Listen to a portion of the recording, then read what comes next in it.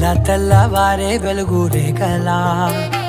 పచ్చ పచ్చ పచ్చి మట్టి బొమ్మలా అల్లి బిల్లి వెన్న పాల నురగలా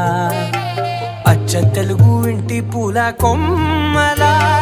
దేవదేవుడే పంపగా ఇలా దేవతే మా ఇంట అడుగే పెట్టెనంట బ్రహ్మ కళ్ళలో కాంతులే మా అమ్మలా మా కోసం మళ్ళీ లాలి పాడేనంట.